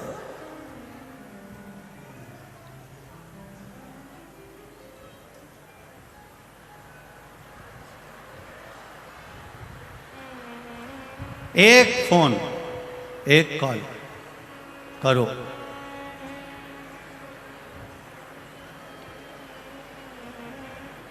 शिव कथा कह रही। एक फोन करोगे और तुम्हारी किस्मत चमक जाएगी। एक फोन करोगे या एक फोन लगाओगे तो 4 व्हीलर गाड़ी आ जाएगी, एक फोन करोगे तो 2 व्हीलर गाड़ी आ जाएगी। उसी तरह शिव महापुराण की कथा भी कहती है, एक लोटा जल चढ़ाओगे तो मेरा महादेव भी आकर खड़ा हो जाएगा। ये निश्चित था। जब एक फोन से 2 व्हीलर आ सकती है, 4 व्हीलर आ सकती है, एम्बुलेंस आ सकती है, एक फोन से तुम्हारी किस्मत चमक सकती है, तो एक फोन से मेरा महादेव एक लोटा जल से वो भी प्रकट हो सकता है। सारी समस्या का हल एक लोटा जल। केवल जल से वो परमात्मा प्रकट हो सकता है। उसको प्रकट करने के लिए, उसको प्रकट करने के लिए बहुत कुछ नहीं चाहिए।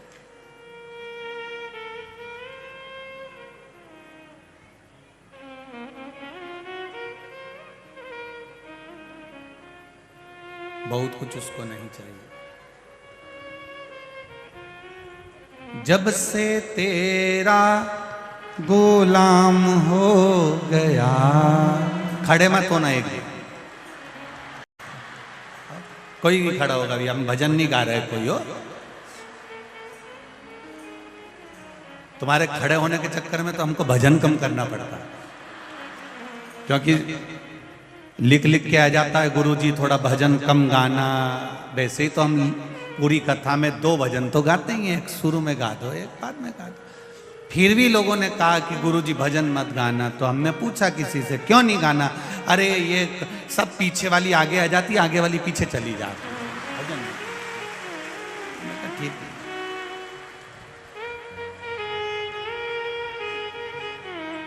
जब से तेरा गुलाम हो गया, तब से मेरा भी नाम हो गया। जब से तेरा गुलाम हो गया,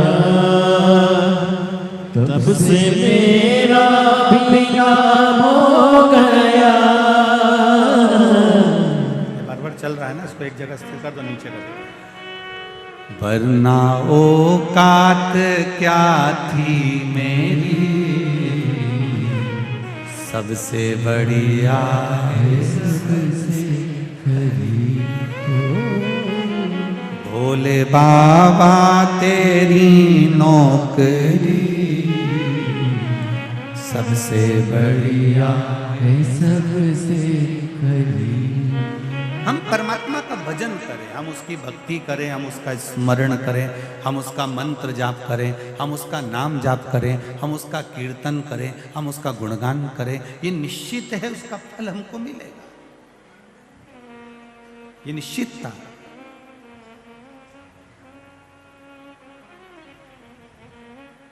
एक फोन करने पर गाड़ी आ जाती, 2 व्हीलर, 4 व्हीलर, एम्बुलेंस, सब कुछ हो सकता है। तो एक लोटा जल से भी मेरा महादेव प्रकट हो सकता है, ये निश्चित है, ये निश्चित है।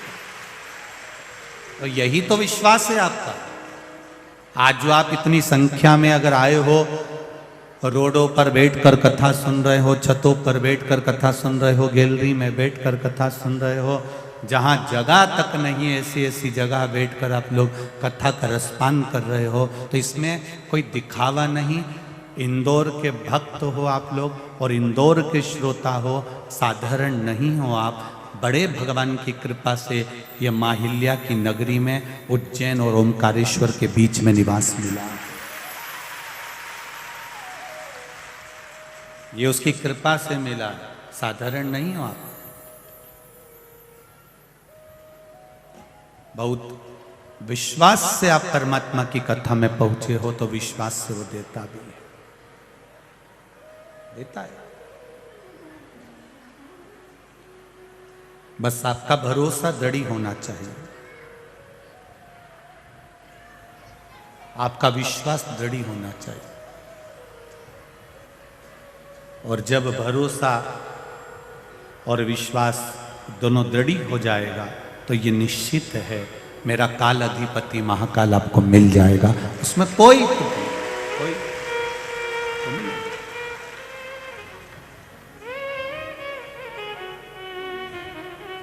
भरोसा प्रबल रखना। एक पत्र आया है, उसको भी देखिए।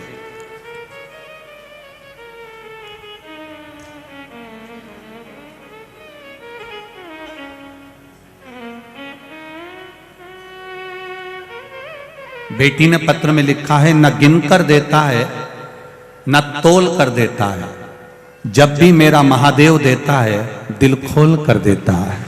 पत्र में लिखा है। मैं विजय कंवर, नाथू सिंह, कर्नावत, अंजनी नगर, बड़ी भमोरी, इंदौर से हूं। कहीं बैठे हो तो हाथ हिलाइएगा। आप ही हैं? दोनों हाथ हिला दो ऐसा। श्री शिवाय नमस्तुभ्यम।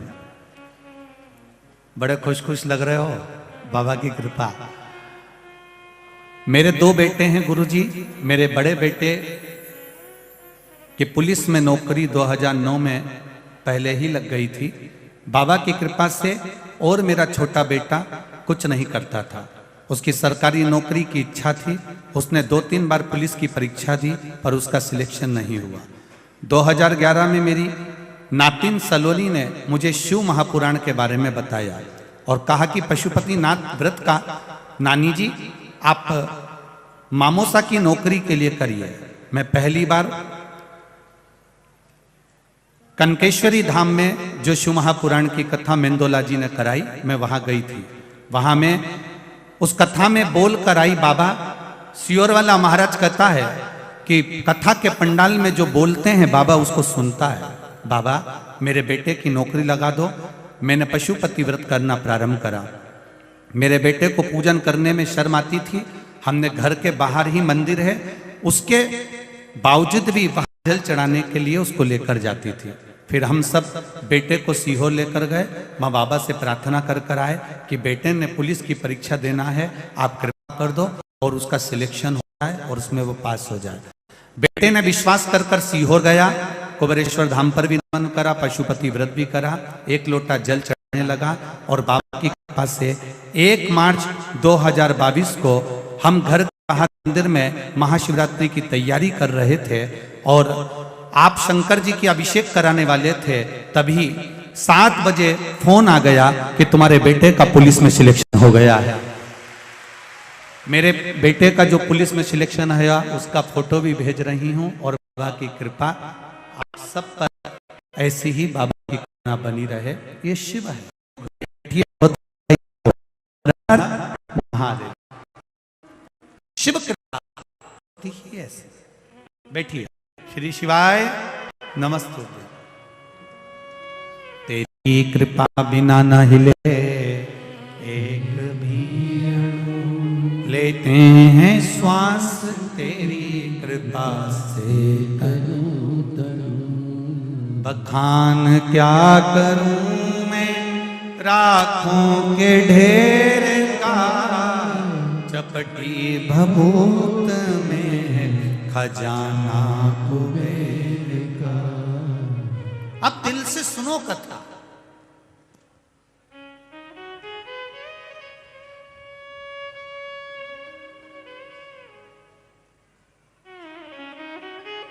यहां आप आए हो किसी दूसरे के लिए नहीं आए हो।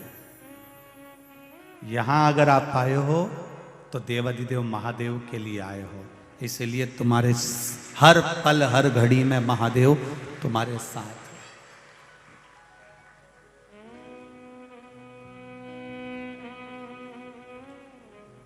ऐसी कोई घड़ी नहीं जाएगी जिस समय पर महादेव तुम्हारा साथ ना हो। हर क्षण वो तुम्हारे साथ में, हर पल। अभी कल ही हमें कहीं की न्यूज़ पढ़ रहे थे, उसमें पढ़ा था हमने कि मात्र 15 इंच जगह के लिए एक ने अपनी भतीजी को ही समाप्त कर दिया। कितनी जगह थी? 15 इंच।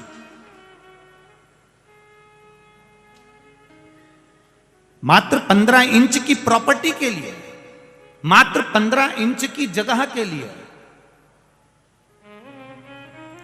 मात्र 15 इंच की जगह को कितना तू यूज करेगा भाई?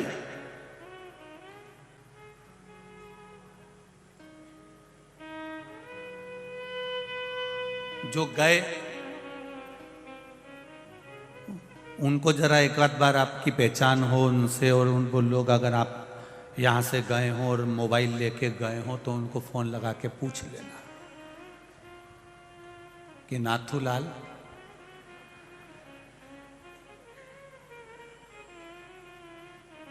जमीन ममीन नीचे से भेजूं ऊपर, एक आध बार पूछ लो। 25 लाख की गाड़ी में घूमने वाला भी एक दिन 25 रुपए के लोटे में भराकर हरिद्वार पहुंच जाता है।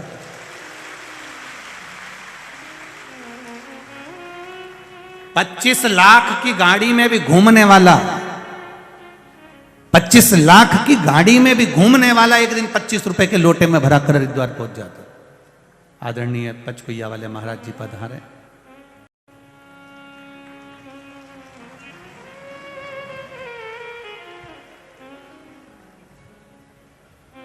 बड़ा वात्सल्य, बड़ा प्रेम है आदरणीय महाराज जी का महामंडलेश्वर जी। 25 लाख की गाड़ी में भी जो घूम रहा है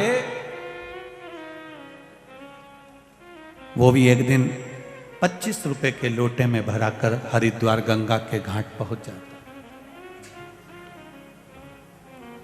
अब जरा विचार करो, वो 15 इंच की जगह के लिए किसी के प्राण लेना उत्तमता कहाँ है।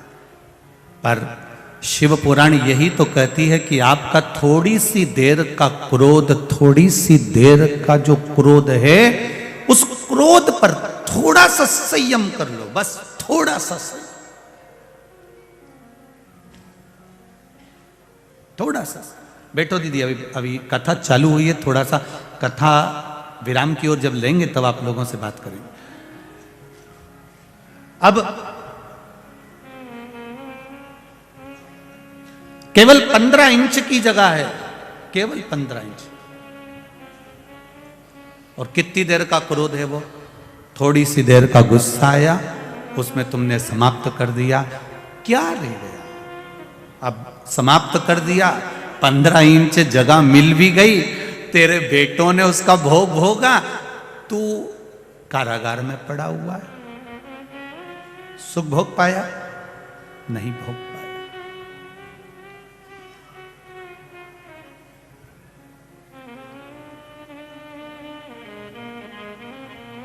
एक राजी राजी अगर बात हो, प्रेम और स्नेह की बात हो, वात्सल्य और करुणा की बात हो, तो हो सकता है कि बहुत से कार्य जीवन में सुलझ सकते हैं। और क्रोध को तुम्हें घर के डस्टबिन में डालकर चलना पड़ेगा, क्रोध को तुम्हें डस्टबिन में, कचरे के डब्बे में डालकर जाना पड़ेगा, तब जाकर आपको जिंदगी के पड़ाव पर सुख की अनुभूति हो जाए।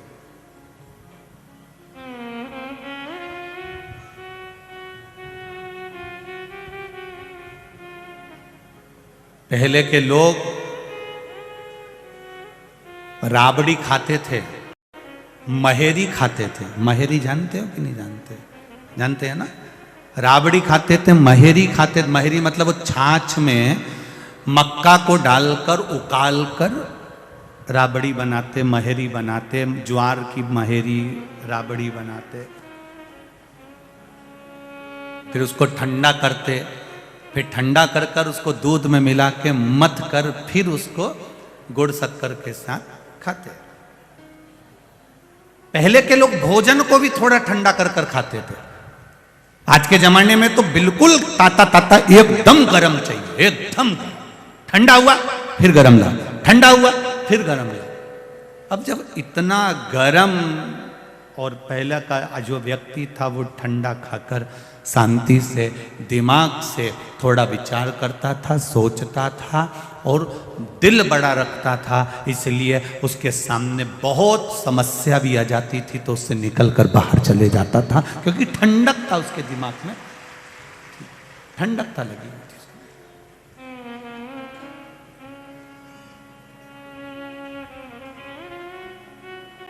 पांडवों को देखा तो पांडवों को देखकर कह दिया, गंगा मैया कह रही है तुम्हारा उद्धार में नहीं कर सकती, कहां जाएं हम।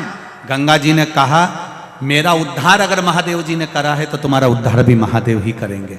शिव जी को ढूंढने के लिए जब मार्ग से जाने लगे तब भगवान कृष्ण आकर खड़े हो गए। भगवान कृष्ण ने पूछ लिया, पांडवों कहाँ जा रहे हो? हमें शंकर भगवान से मिलना है, शिव जी की स्तुति करना है, पर हम उसको देखना चाहते, हम उसको एक बार मिलना चाहते।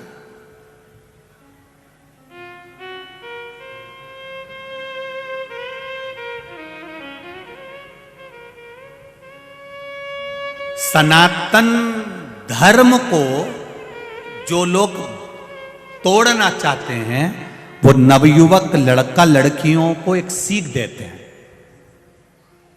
नवयुवक लड़का लड़कियों को सनातन धर्म को तोड़ने वाले, सनातन हिंदू धर्म को तोड़ने वाले नए नए लड़के लड़कियों को सीख देते हैं। तुमने कभी भगवान देखा है क्या? तुमने कभी भगवान को देखा है क्या? तो फिर क्यों मंदिर जाते हो? वो तो पाषाण की मूर्ति है, पत्थर की मूर्ति है, क्या होता है जल चढ़ाने से? तुमने कभी भगवान को देखा है क्या? और हमारा इस शास्त्र कहता है, हमारा पुराण कहता है, हमारा वेद कहता है कि हमें, हमारे पुराणों ने कहा है कि ये भगवान है, हमारे पुराणों ने कहा कि ये शिव है, हमारे पुराणों ने कहा कि ये राम है, हमारे पुराणों ने कहा ये कृष्ण है। तो पुराणों के कहने से क्या होता है? जो विरोधी होते हैं वो कहते हैं पुराणों में अगर राम और कृष्ण लिखा है तो इसके कहने से क्या होता है? तो हमने भी एक बात उनसे कहना चाहेंगे, जब प्रॉपर्टी लेते हो, प्लाट लेते हो, जमीन लेते हो, किसी को पैसा देते हो या पैसा लेते हो तो 100 रुपए के स्टाम्प पर लिखवा लेते हो, साइन करवा लेते हो। अब ये बताओ, 100 रुपए के स्टाम्प पे तुमने लिखवा लिया कि मैंने इसको 50 लाख रुपए दिया, 25 लाख रुपए दिया, 10 लाख रुपए दिया। चैन की नींद सो रहे हो कि नहीं सो रहे हो? क्यों सो रहे हो? क्योंकि 100 रुपए के स्टाम्प पर मैंने लिखवाया है और 100 रुपए के स्टाम्प पर लिखा है, इसलिए ये प्रॉपर्टी मेरी है। 100 रुपए के स्टाम्प पर तुम्हारा विश्वास इतना पक्का हो गया कि जमीन तुम अपनी मानने लगे। केवल स्टाम्प 100 रुपए का था। जब 100 रुपए के स्टाम्प पर तुम इतना भरोसा कर सकते हो कि प्लाट तुम्हारा हो सकता है, तो हम हमारे पुराण पर भरोसा क्यों नहीं कर सकते कि यह भगवान हमारा है?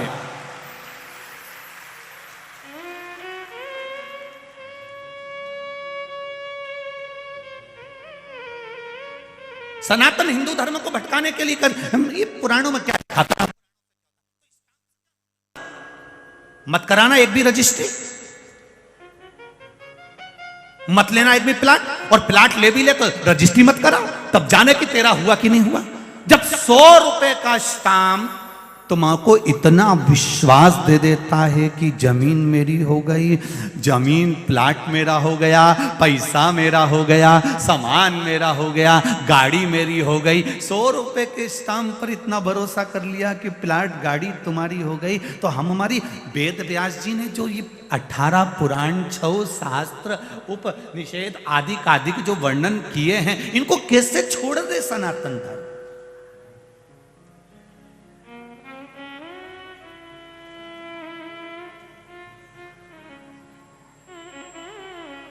तुम भगवान पर इतना भरोसा करते हो? हाँ,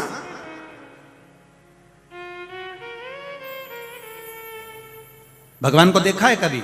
भले नहीं देखा, पर पुराण कह रहा है ये शंकर जी हैं, ये राम जी हैं, ये कृष्ण जी हैं, तो उनने कहा तुमने मान लिया। हाँ, अरे या तो जन्म लेने के बाद डॉक्टर, सिस्टर जिस मां की गोद में ले जाकर सुला देती है, बोलो बच्चा मानता है कि नहीं मानता? ये मेरी मां है, ये मेरा पिता है। लोग कहते हैं कि भगवान आकर दर्शन देगा तब मानेंगे कि ये भगवान है। तो तुम अपने पिताजी से जाकर कहो कि हमारा डीएनए टेस्ट कराओ, तब मानेंगे कि तू हमारा बाप है।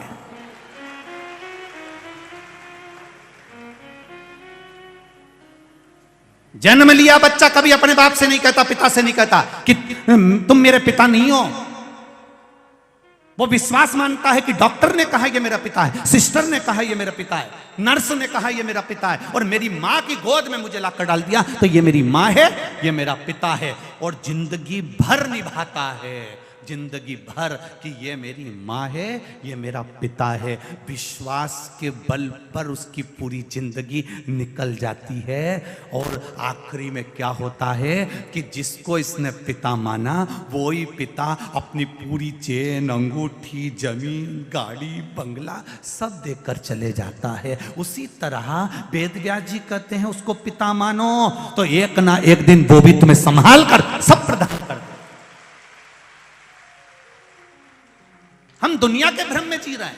उसने कह दिया भगवान ही नहीं होता, किसी ने कह दिया परमात्मा ही नहीं होता, हम रामकृष्ण को नहीं मानते। लोग शपथ दिलवा देने लगे खड़े हो होकर कि गणेश जी को मत पूछो, शंकर जी को मत पूछो, राम जी को मत पूछो। एक दिन ये शपथ दिला देंगे तुम अपने बाप को मत पूछो।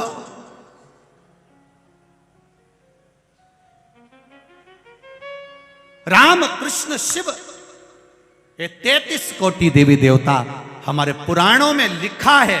अर्थात जैसे स्टाम्प पर 100 रुपए में 100 रुपए के स्टाम्प पर लिखा हुआ जमीन तुम्हारी हो जाती है, प्लाट तुम्हारा हो जाता है, उसी तरह पुराणों में लिखा हुआ महादेव भी हमारा है और वो छूटने वाला नहीं, अंत समय तक नहीं छूटेगा, आखिरी तक नहीं छूटेगा, अंत बिंदु तक नहीं छूटने वाला, अंत बिंदु तक नहीं छूटेगा।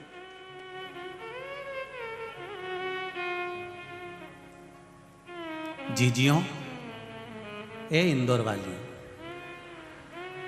तुम लोग जब आती होगी ना, रोड पे बैठ के कथा सुनती होगी ना, तो लोग तुमको कहते भी होंगे, कोई लोग हंसते भी होंगे, कई लोग तुम्हारी हंसी भी उड़ाते होंगे, कितनी बेवकूफ होगी, कितने पागल हैं, कितने पागल हैं। सियोर वाले महाराज के चक्कर में रोड पे बैठकर ये दीवार पे चढ़े, जरा साइड में देखो तो सही, इनको भेरुओं को लोग देखकर कहेंगे ये तो पागल हो गए। ये सियोर वाले के चक्कर में पागल नहीं हुए हैं, ये महादेव डमरू वाले के चक्कर में पागल हो।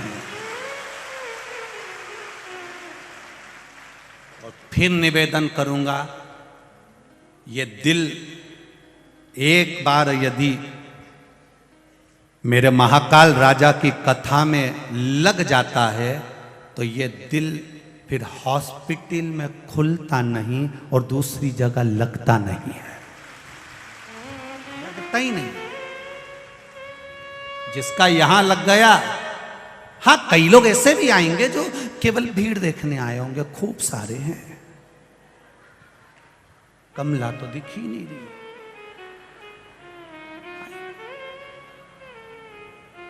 संजय जी शुक्ला जी ने कैसी व्यवस्था करी है, उसमें से कुछ लोग ऐसे भी होंगे जो कमी निकालते रहेंगे। क्या कमी निकालना है, क्या कमी निकालना है। और जिसको कमी निकालना नहीं आती, जो देखो हम व्यासपीठ पर बैठे, हम फालतू बात बहुत, एक बात हमारे गुरुजी कहते थे, श्री विठलेश राय काका जी महाराज इंदौर हवेली वाले, परंतु उनकी बात वो एक एकांत में कह देते, वो बात हम यहां व्यासपीठ पर नहीं कहना चाहते। कहते हैं उसको हम पलट कर कह देते हैं, हमारे गुरुजी कहते थे जिसमें बहुत सारी कमियां होती हैं वही धर्म के कार्य में कमियां ढूंढते रहते हैं, वही कमियां। नहीं तो जो कई लोग कहेंगे, बताओ कितनी पागल है, रोड पर बैठी है, छत पर बैठे हैं, धूप में पड़े हुए हैं, इतनी तेज धूप पड़ रही है, ऐसा हो रहा है, और यहां बैठे हुए हैं, कब से बैठे हैं, सवेरे 8 बजे के 10 बजे के तो पंडाल 6 बजे तो पूरा फुल हो जाता, कथा हो रही 2 बजे।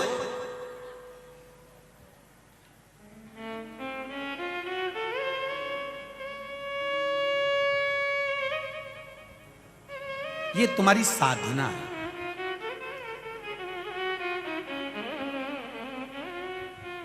ये तुम्हारी आराधना है, साधना। जिस व्यक्ति पर दुनिया जितना ज्यादा हंसती है, उसकी हस्ती उतनी ज्यादा ऊंची बढ़ती चली जाती है। हंसे दुनिया के लोग आपको कुछ भी कहें, आग लगे बस्ती में अपन रहो मस्ती में। हम कई बार आप लोगों को कहते हैं भगवान के मंदिर भी जाना तो मुसद्दी लाल जैसे मत जाना, मुंगेरी लाल के हसीन सपनों। जब भी जाना शिव जी के मंदिर में प्रसन्न चित्त से जाना, आनंद के साथ जाना, खुश होकर जाना, बड़े प्रसन्न होकर।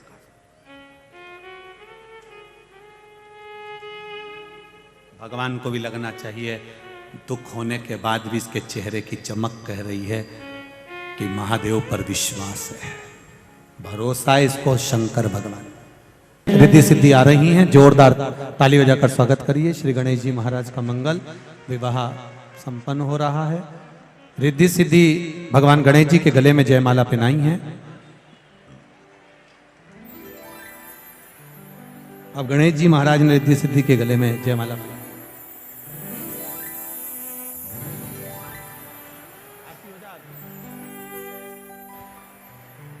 रिद्धि सिद्धि के गले में से जयमाला निकालकर श्री गणेश जी महाराज के गले में पहनाई गई है।